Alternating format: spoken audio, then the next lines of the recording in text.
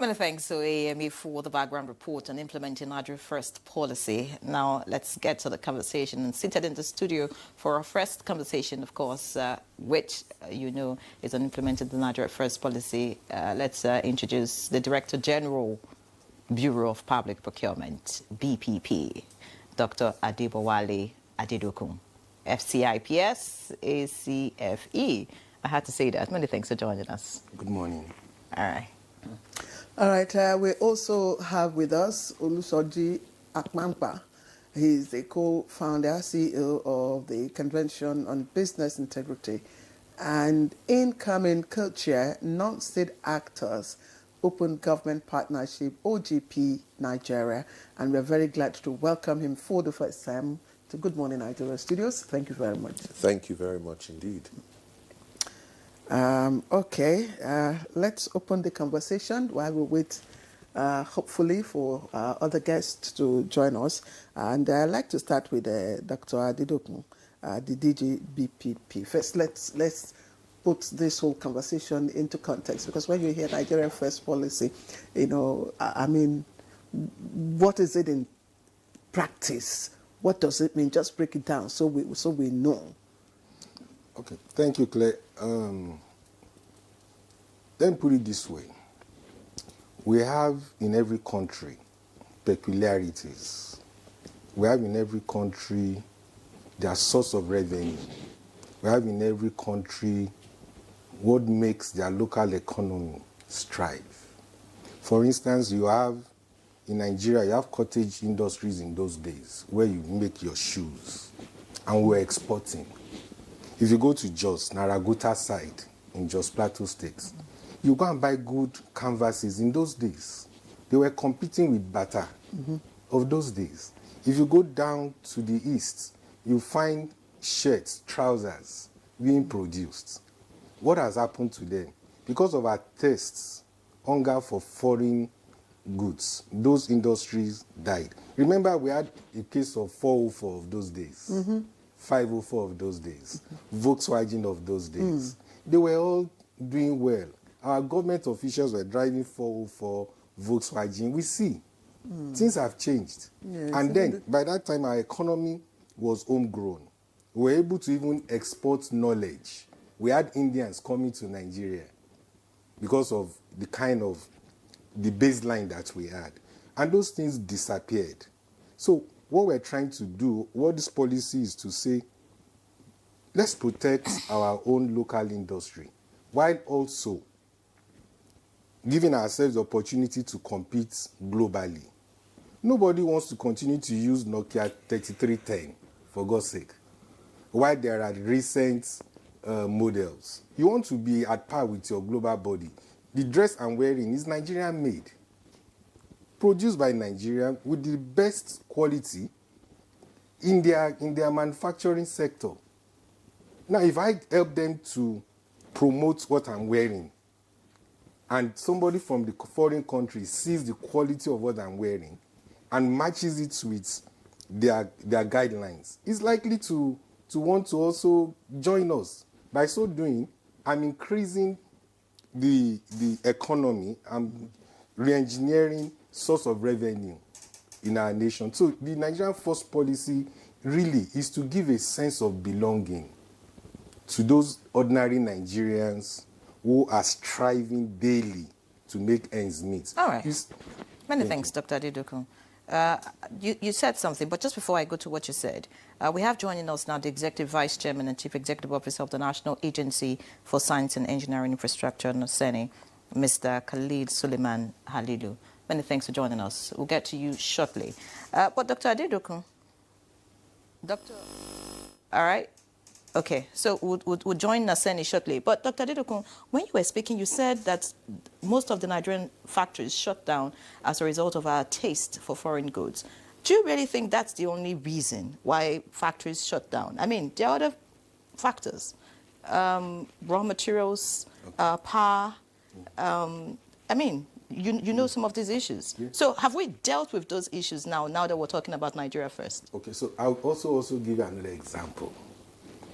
Tata in India. There was a time they were coming to our country giving us their own products, vehicles, and they were not very good. They were having challenges of power, they were having challenges of corruption, they were having all those things. But you see, the leadership kept an eye on the board. They had a focus to say, despite all of these challenges, let's keep improving while dealing alongside with all these issues of power, all the issues of logistic problem. But today, look at Tata. They have grown, even till today, they still have issues of corruption. They still have issues of power. But as Tata products now become a global brand, the answer is yes.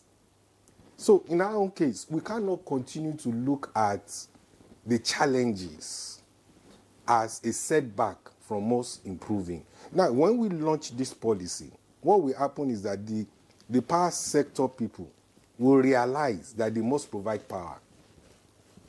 If they have not been doing it, when you see somebody producing materials, consumables, medical equipment, it needs power, they will definitely have to raise the quality. In any case, that's what the President said, that they have to do it. So my job in the Bureau is to enforce, put everybody on their toes, to say, Honorable Minister of Power, I have 75,000 local contractors who need power.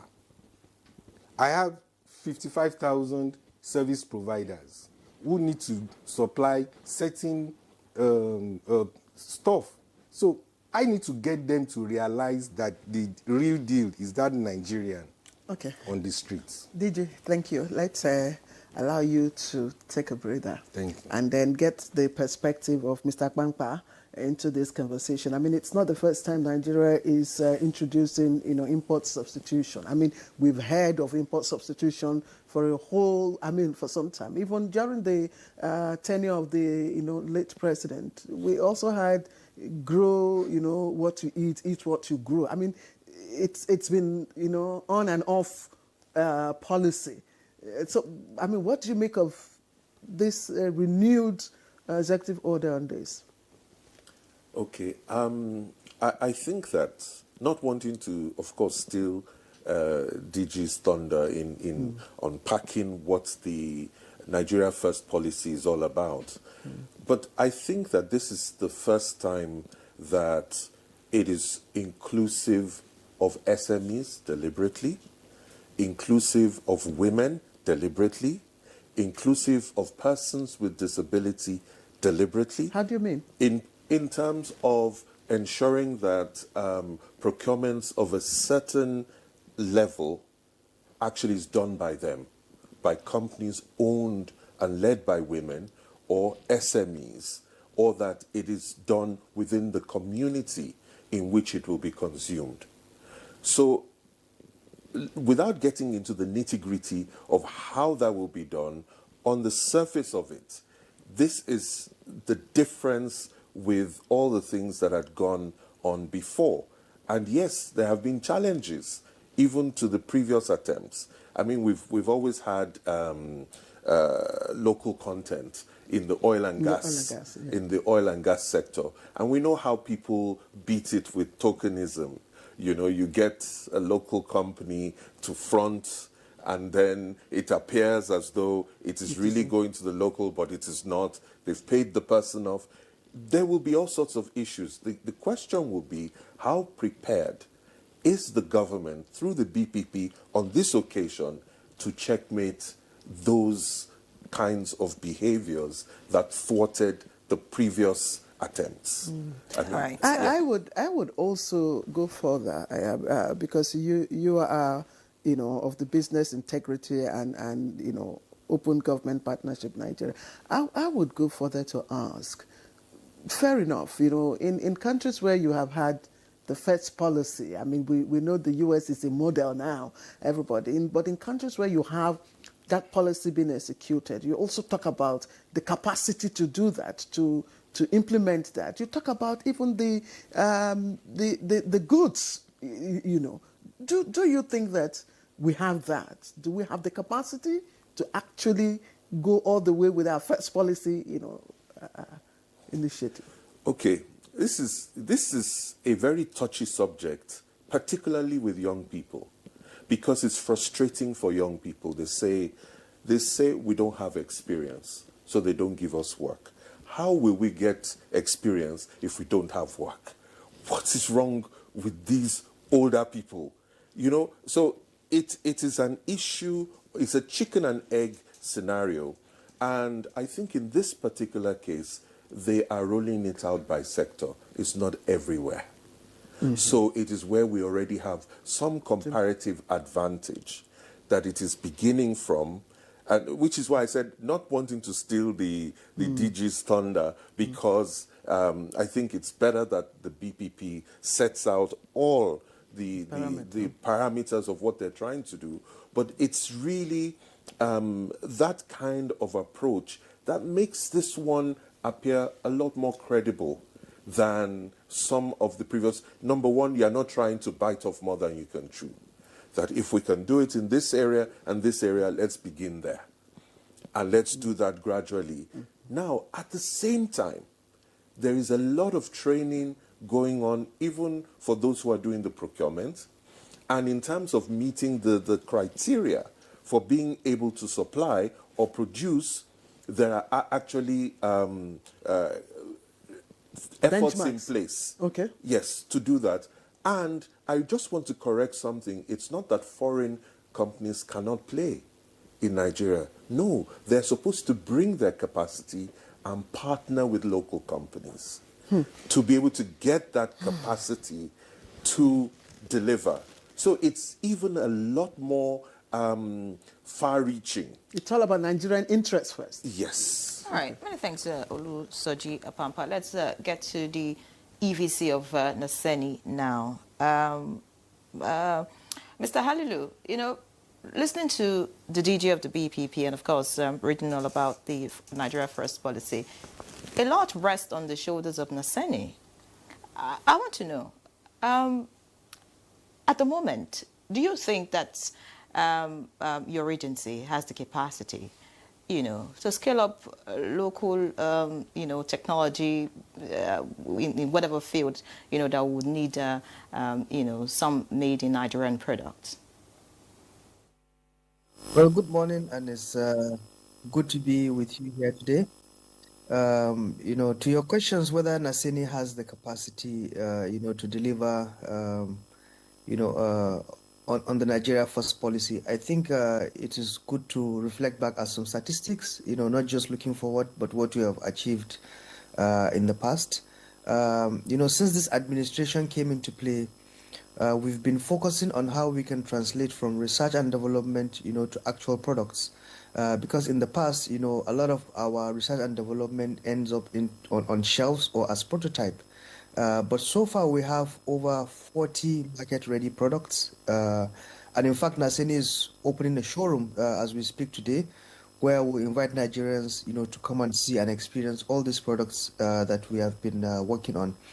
And in terms of structure to, you know, to deliver, government is an enabler, you know, and also not a full-time player when it comes to manufacturing. So today, if you look at Naseni's budget, you find out that 80% of our budget is counterpart funding. And what does that mean? It means that a private sector player has to come, you know, for us to fuse in forces together to be able to deliver products, you know, to Nigerians. Not only that it provides security, but it also brings justification to the fact that what we are producing has a market, and you know that will strengthen the sustainability, you know, going forward. We've had investment in various sectors, you know, from agriculture, you know, to electronics, and especially renewable. We have one of the biggest industrial park as far as renewable is concerned in Nasarawa State. We're working on our electric vehicles. We have a solar streetlight factories, you know, and we're doing more and more. But one thing that I want to highlight key with regards to a policy like this is, like my co-speaker mentioned earlier, is the chicken and egg situation. One of the challenges that we face at Naseni is anytime we go to attract funding from international partners is they tell us one thing: let your country give us support, and we'll come and invest. And we are telling them, why don't you come and invest in my country, and then we give you the necessary, government support. So there's always that chicken and egg situation. But with a policy like Nigeria First policy that clearly says that will patronize made in Nigeria goods, it has solved 80% of this chicken and egg situation.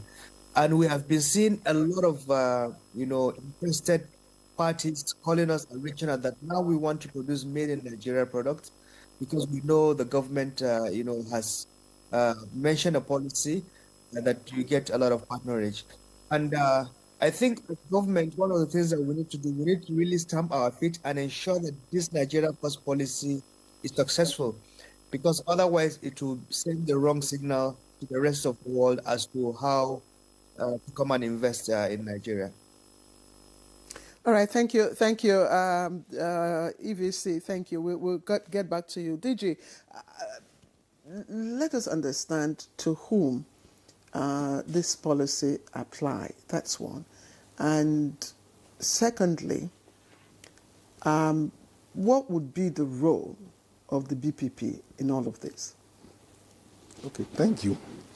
Let me start with the second question. The role of BPP is in the center of it all. That is, we are harnessing all sectors. For instance, Naseni has spoken. We have an MOU signed just over a week ago on this policy. What do we mean? We want government agencies to realize that there are already industries in Nigeria. There are businesses, like you rightly said, women, the youth, those with disability, and we have small scale and medium enterprises who have basic qualifications that can do businesses here. We're just simply saying, through our standard bidding documents that we have simplified, you can use that. In it is embedded conditions for preferential procurement, meaning that you must give first option to Nigerian firms in your bidding. If you want to bid, you must clearly state it that where the local capacity exists, patronize them.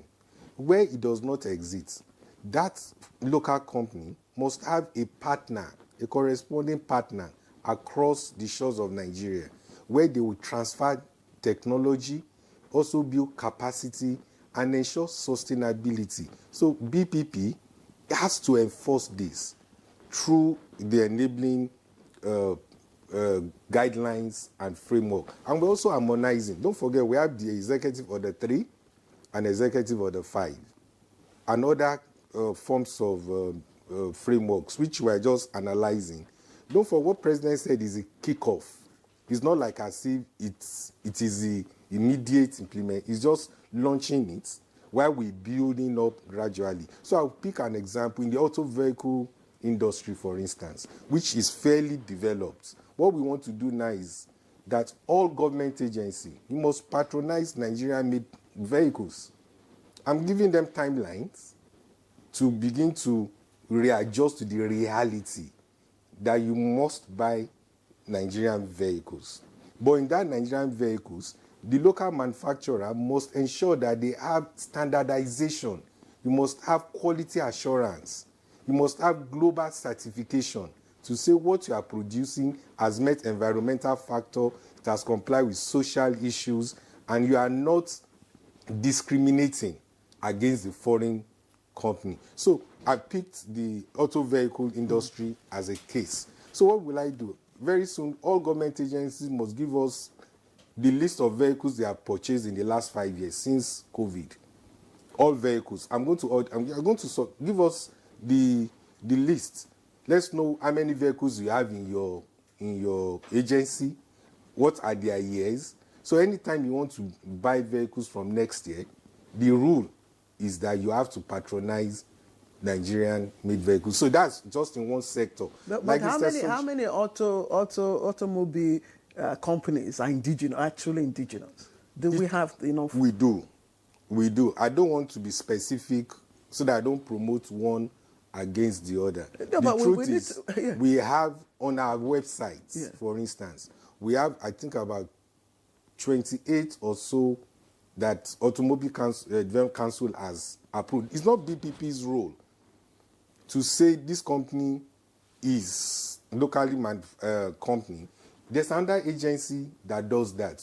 All I'm going to receive is that they will stamp on their honor, because that's not my expert skill. But you are supposed to verify. BPP is Then- supposed to verify the authenticity. Yeah, Claire, that's what I'm saying. Once that, I go to the field. I go to the field in conjunction with them to ascertain that those companies are actually local manufacturers. We'll soon start that. But like I said, it's a gradual... What will make them local manufacturers? What are those things that you will be looking out for? So there are criteria sets that they've been given. Just like when you go for a visa interview, they'll give you criteria. So those local manufacturers, by this Automobile Council of Nigeria, has a set out guidelines. And I can tell you today, they've reformed. We had the situation before where all kinds of people get licenses to say they are local manufacturer. In the last few months, it has dropped from about 48. We had, 52. All of a sudden now, we have just about 28 or so in SKD and CKD. So gradually, we are streamlining the abuses and trying to also enforce it through our standard bidding document. You must clearly state that you are this. And in every local business too, we have percentage of Nigerian-owned businesses. I think is it Kama or something? So we have that defined already. So that's where we're heading to. So BPP is just to help Mr. President implement that policy by churning out the policy, and anybody who violates it is also my duty. You still haven't told us those at this initial implementation stage. Yeah. Who are those that this first policy now would apply immediately? Okay. So immediately we are looking at those in the furniture making business, those in supply of basic commodities, those involved in household utensils, vehicle, solar, all those commonly used items that ordinary Nigerians are able to produce easily.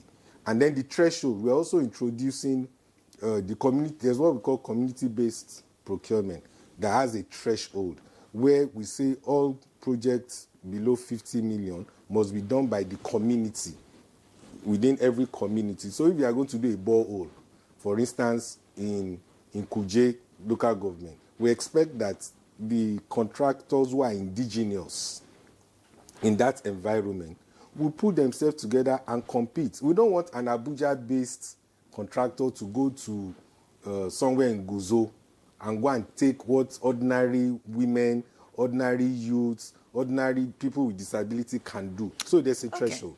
All right. Many thanks, DG, for the clarity. But I'm thinking, how do you want to ensure quality in all of this? Okay. Because, that would be another issue. Or, if you like, in the long run, it's going to cause some form of, should I say, corruption or whatever in the system. How do you want to ensure that these locally manufactured products that you are insisting that companies patronize, keep up with quality? Don't forget, we also have partners in terms of quality assurance, standard organization, Nigeria Industrial Standards. We have regulatory bodies in each of these sectors that these small businesses will be involved in. SMIDAN is there.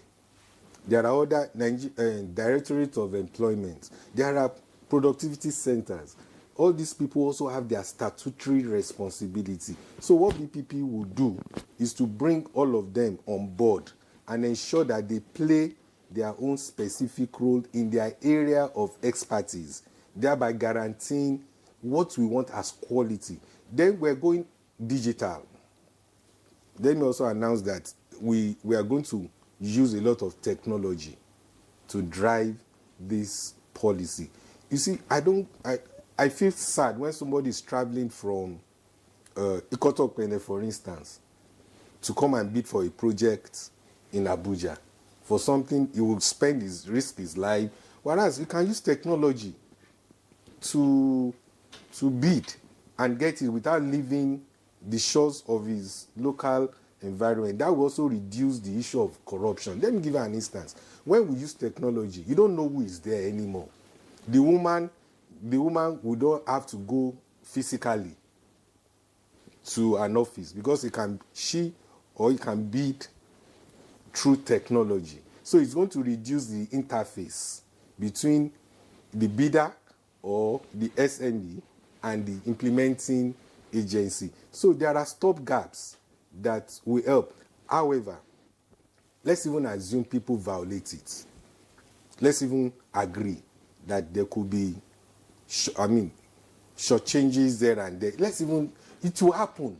But what do we need to do? That's why we're working with Federal Ministry of Justice to implement the debarment procedure. Again, it will go live in another few weeks.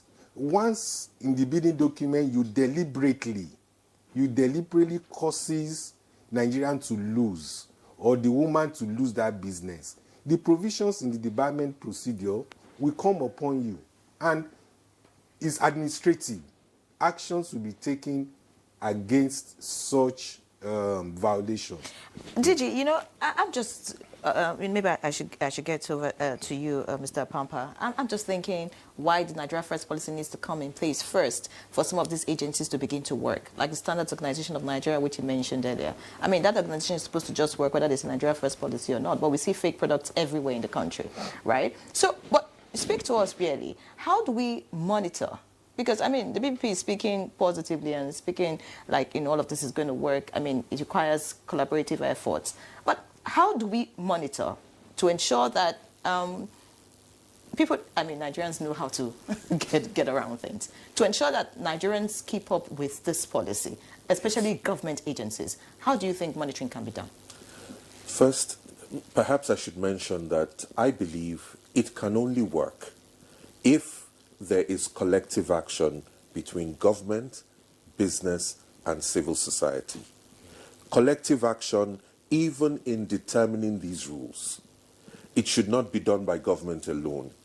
That civil society that is anxious to monitor what people are doing in these procurements also is given the platform and the space to be able to do that kind of work and give the feedback. For example, MDAs are fond of calling you like 10 p.m. on a Sunday night to say there's a bid opening on Monday morning. We need somebody. It's tokenism to them. All of that has to stop. We have to have a BPP that is ready to side with civil society, that sort of procurement should be put on hold until the proper process is followed. So giving that kind of room is the beginning of that joint monitoring. Secondly, tracking. In how many cases are we having violations? In how many places are we having compliance? Keeping that data and publishing that data, even if you don't publish the specifics, so you know that you have monitored 2,000, and out of 2,000, you now have, 1,000 violations. And that number is increasing as a percentage of what you're monitoring, then BPP has to know that it's failing. But if through the monitoring you're finding you're reaching 3,000, but the numbers that are failing are reducing, then you know, okay, it's effective. So again, sharing of data, having open data standards, the open opportunity for ordinary people to be able to monitor what is going on. Otherwise, it is impossible for BPP to monitor all of these things without recruiting the public. It has to be there. Then the private sector also must have clear incentives for compliance and also consequences for non-compliance. And the MDAs too must have consequences for non-compliance. And I'm glad that at least on the private sector side, that there will be debarment. If you know how debarment works, at least with multilateral agencies, if you cheat in a World Bank procurement, then it is deemed that you have cheated in an AFDB procurement, in an Asian Development Bank procurement, everywhere, your name and your business cannot bid again until you go and fix those governance issues that permitted that kind of misbehavior.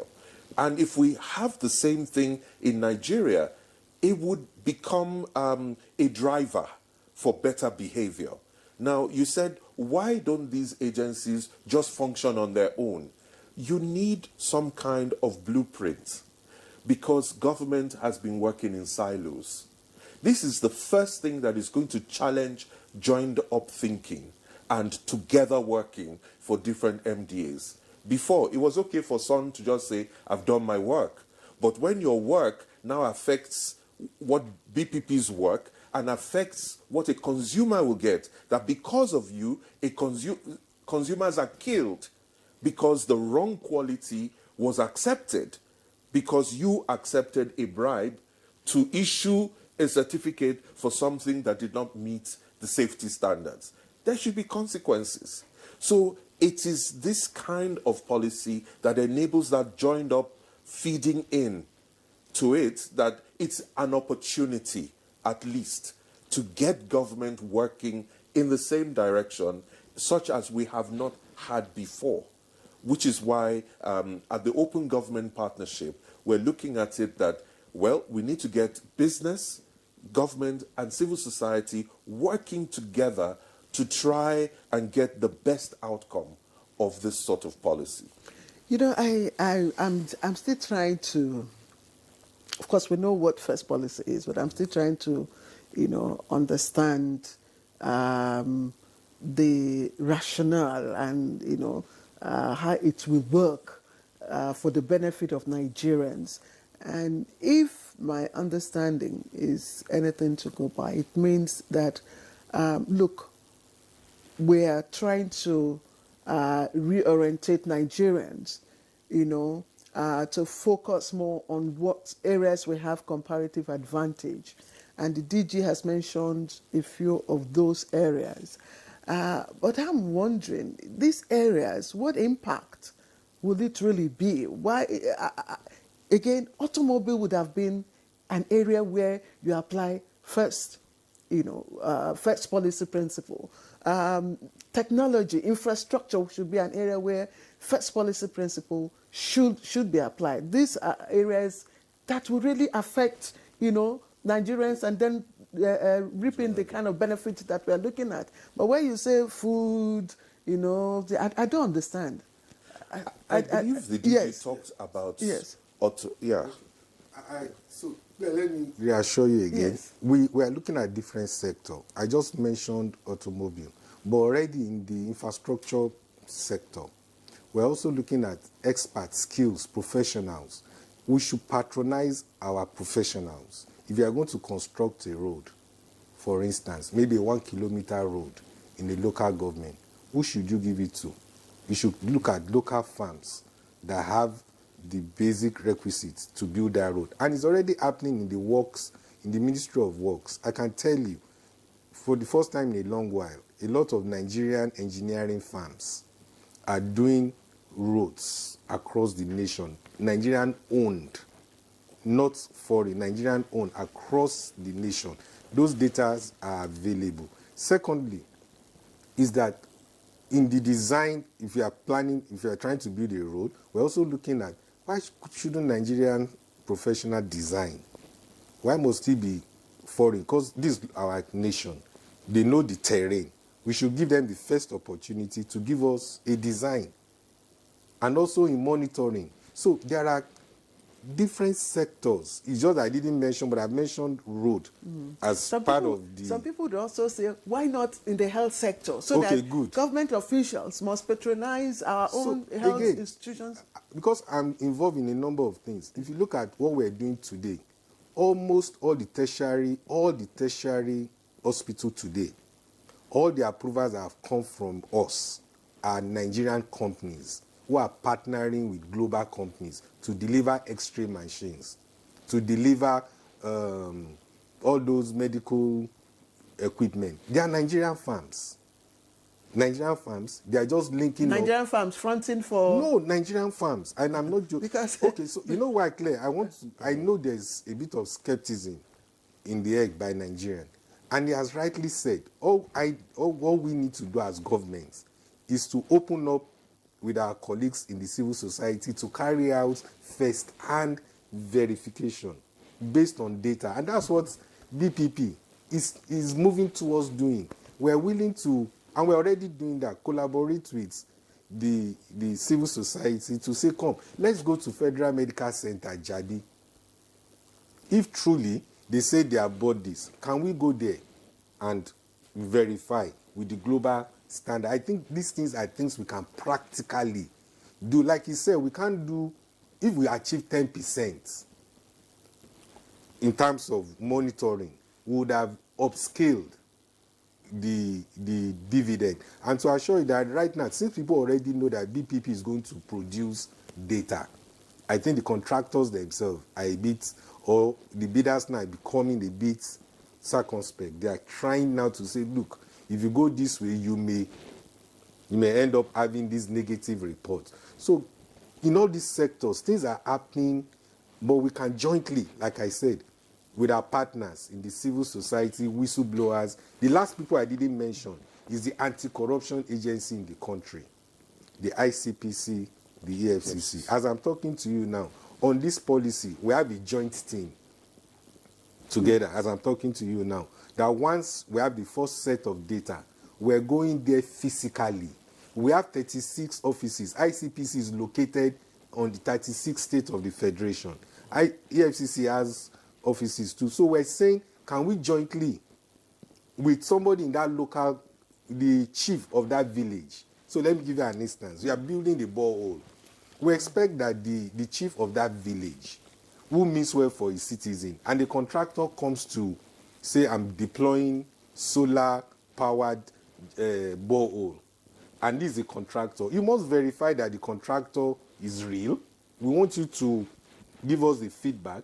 If he deploys a solar that is not 10 meters deep, and you sign off that he has done, you have injured or you have been unfair to your community. So there's a joint collaboration between us, BPP, EFCC, ICPC, and even code of conduct. All right, Digi, you're talking about enforcement and all of that, how you want to ensure that Nigerians stick with this first policy. Don't you think your job would be much easier if those at the top just buy Nigeria? Like Claire was trying to say, have those at the top patronize our local hospitals. Have those at the top drive made in Nigerian cars like you're trying to insist. Yeah. We're Nigeria. I mean, let's see them leave Nigeria first. Okay. It would just be easy to follow. I mean, all these theories and enforcement would not, I mean, people would just naturally follow. The next few, I don't want to give you a breaking news. No, but please give us the breaking news. I refuse to give you that breaking news because it will no longer be news. Watch out in the next couple of weeks what you will see. Something is about to happen. So leading by example. Just watch it. Is this in force already? This first Nigeria, is it in force already? Have you started implementing? Or when are you going to implement? Okay, so the implementation President has directed. Yes. We are only building up the building blocks. We are building at the same time, we are already asking people to start buying locally made products. In their bidding document, we have insisted you must build it in your standard bidding document already. But like I said, these things don't just, remember it's just end of May. And this is beginning of August. You will give us some credits that we have tried to, we're putting, you see, you don't build a house on nothing. You must have some baseline policy, engagement with civil society, engagement with even you, the media. We need to be able to educate, carry out advocacy, touch the women. I've been talking to the women-owned businesses for the past 2 months. No, but it's not you that you should be doing the talking. There are agencies. You should go jingle. I am the enabler. The messaging must the people must identify with the messaging.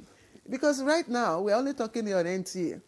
After this session, it ends. No, sir. No, ma'am. You know why? Okay. The committees Is the that we're BVP not working doing with, too much? I mean, you're No. educating, you're monitoring the agencies, you want to carry out, I mean, how do then you I want should to? not do the job. It's fine. It's as simple as I'm that. just wondering, No, but like, I No, but mean, we're partnering. On a more serious note, we are decentralizing. But you see, you must start. The lead agency must provide the leadership. So what we're doing now is Naseni is already taking a bit of the responsibility. Notab, on technology acquisition, Notab has a very strong role to play here because you must verify that this company has received or cleared by Notab to deploy any technology in the country, ensuring that local content. So I think we'll just build up gradually, but let's have the framework properly all set right, out. thank you, DG. Let's get to the EVC of Naseni. You know, if that connection is still intact, we'd like to hear from the EVC. I mean, speak to us. You know, earlier I made a statement that all these agencies are supposed to just be working. We don't need a policy like this to come in place, you know, for people to get on their toes and begin to work. Now, Naseni, for example, is one agency. Well, some would say the impact has not been really felt.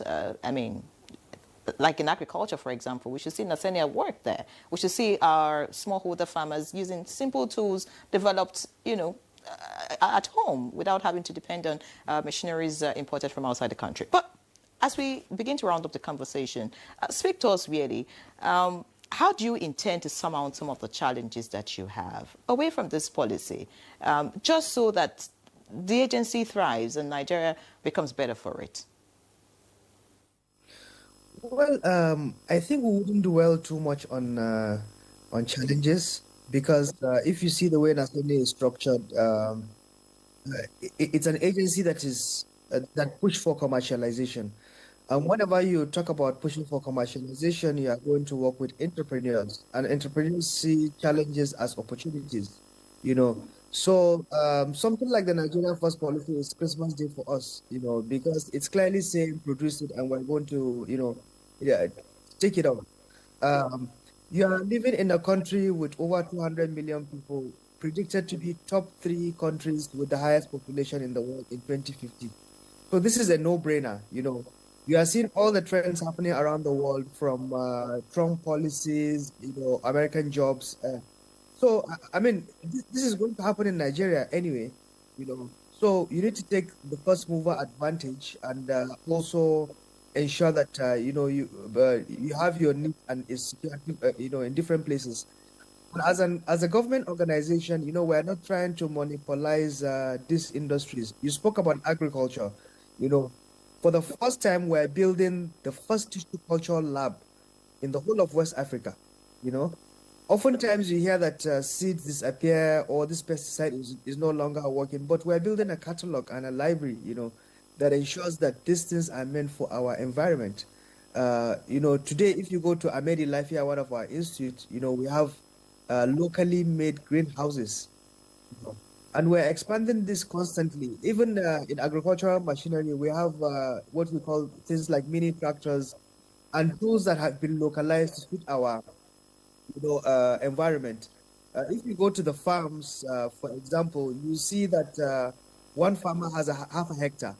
So if you are going to do mechanization, you know, looking at you know what has been done in other parts of the world is simply not possible. So we have to localize and we have to domesticate, you know, these technologies, and that's what we've been constantly doing at Naseni. And once we do that, we also need to share the technology so that other people can copy and replicate, because that's what China did. You know, at some point, China was being mocked for copying, you know, the copycat of the world. You know, but today look at how far you know, they've gone. So, like DG mentioned, there's always a starting point, and what we need, you know, from media houses like you is, you know, to give us that positive vibes, you know, and encourage us, you know, to continue the good work that we have started, and through that Nigeria will prosper, I believe.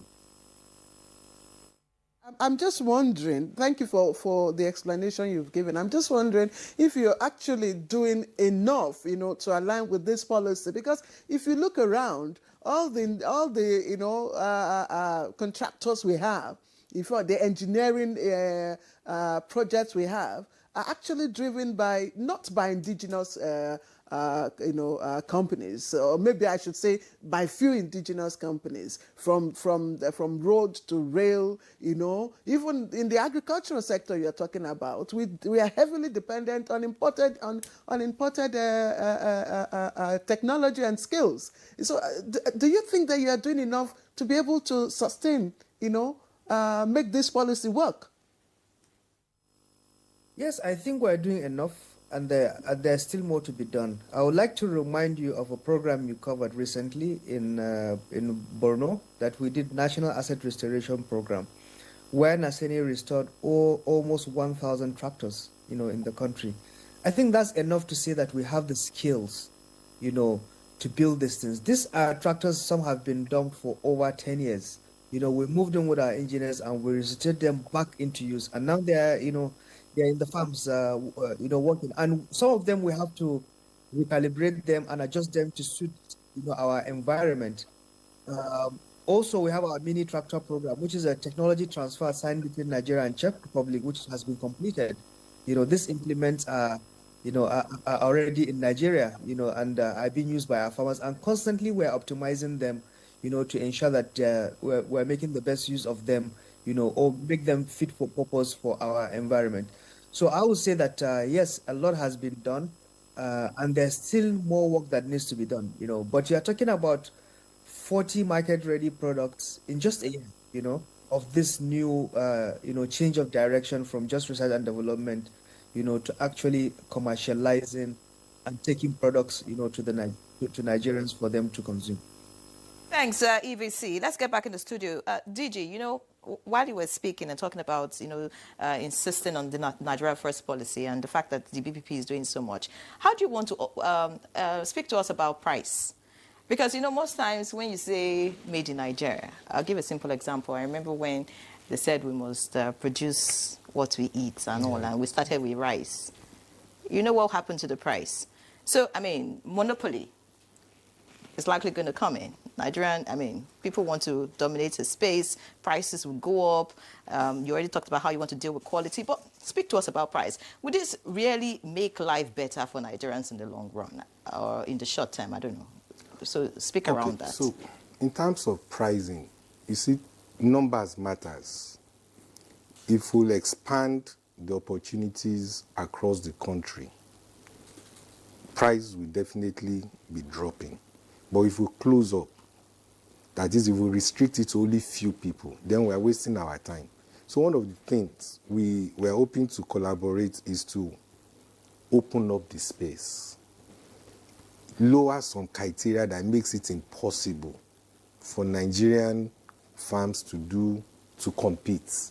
So we're looking at how to streamline some criteria that just makes it, just merely seeing it, no Nigerian company will win. So we're trying to see how we can reduce the criteria and give more access to Nigerians. So the larger the number is likely to affect the price. Secondly, even in the law, sometimes Nigerian product could be more expensive than the foreign.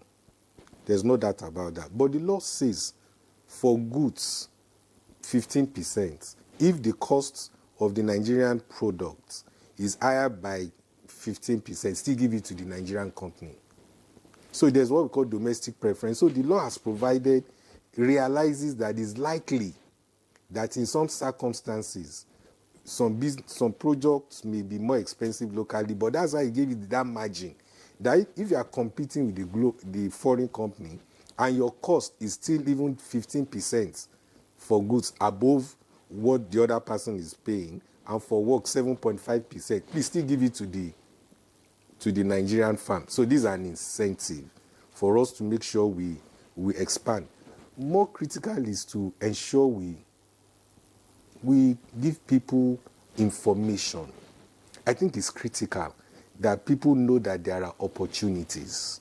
and let them try. Where they try and they are denied, then there's a recourse mechanism. I'm looking forward to Nigerian farms bidding. You know, make efforts. If you have made efforts and somebody denies you, why don't you complain? Let's see whether we will not react to your complaint. So a recourse mechanism to give comfort. Nigerians just simply don't trust that we're going to do what we're saying. So as we build up the trust, gradually we can. So prices will drop because it's local. Don't forget, logistic prices will also be reduced. Look how long it takes us to import, months. If I'm able to produce some of those products here, the turnaround time for delivering on that product will naturally reduce. We're also looking at the procurement cycle. How do we eliminate time wastages in the procurement cycle for these small businesses? It's cumbersome. So we're already streamlining the turnaround time. Like I said earlier on, we're looking at a situation whereby you can bid online for small products. Drop your price. Your price, once your price is fair, you are the best. Instantly, you see outcome instantly. That's where we're heading to, so that you build the confidence of Nigeria that if they bid transparently and they win, they will get it. So, there's an issue that I really want to raise. I don't know. Okay. Because even where you find some of our indigenous contractors that have done, I mean, I've heard and, I've seen some of them who complain of being owed, several months by government. Mm-hmm. So how are you going to, now that you are bringing this policy, will that still be the case? Will these indigenous contractors still not suffer the same fate? Because, I mean, I don't know who's going to, did you? All right. I think next time you should also invite finance and budget. But part of the procurement guideline says that funds must be available. Mm. So in this paradigm shifts, I see, I've gone around few countries and I see that if somebody is going to do a project of 30 million, the kind of people we're looking at are people who have low value contracts.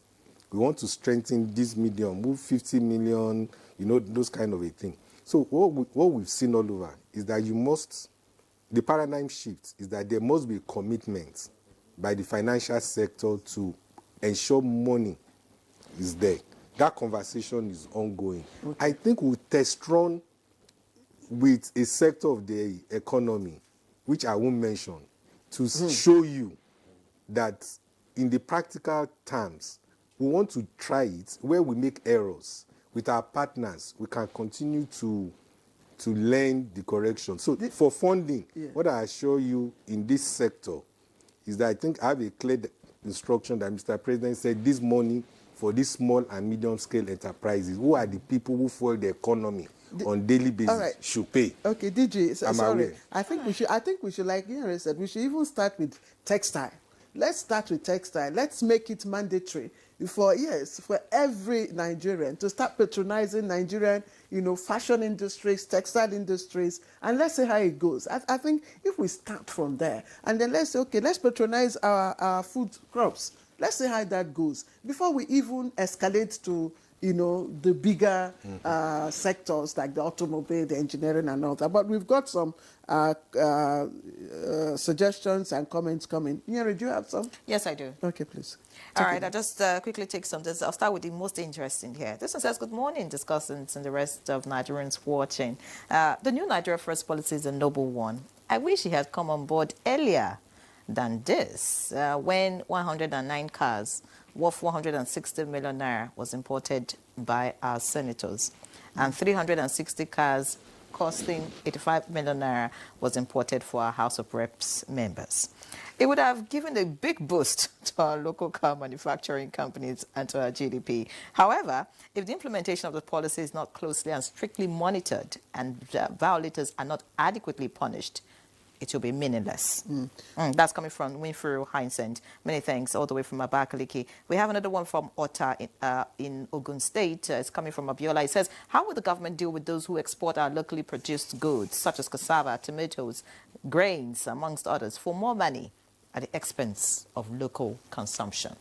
Okay, Nandam Weir from Jos. As a nation, we must believe in our abilities and value our creativity. We are already blessed and should not remain like someone standing at the bank of fresh water, yet crying and dying of thirst. Have a very good morning, and God bless Nigeria. God bless you as well. Good morning, presenters and guests. My question is, what specific strategies can the Nigerian government employ to effectively implement a Nigeria First policy, balancing economic nationalism with the need for foreign investment and global cooperation, while ensuring that the policy benefits the broader population and not just a select few? This is Minkawe Felix. You didn't tell us where you're writing from. And it's another one, okay?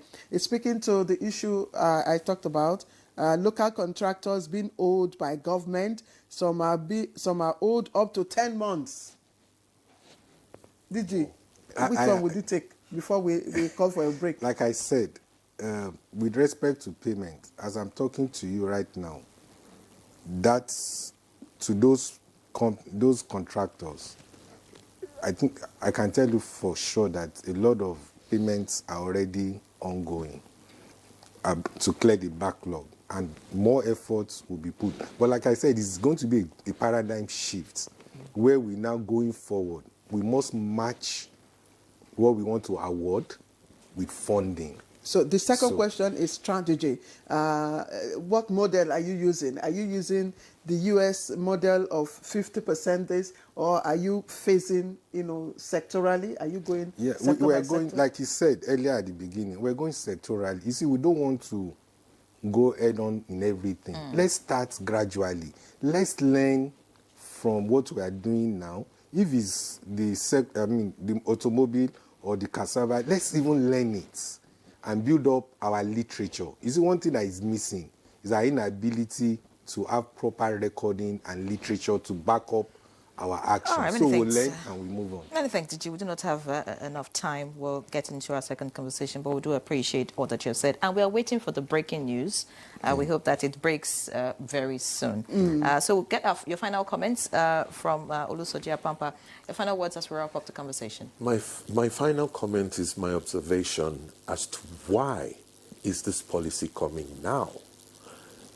2027 is a major factor.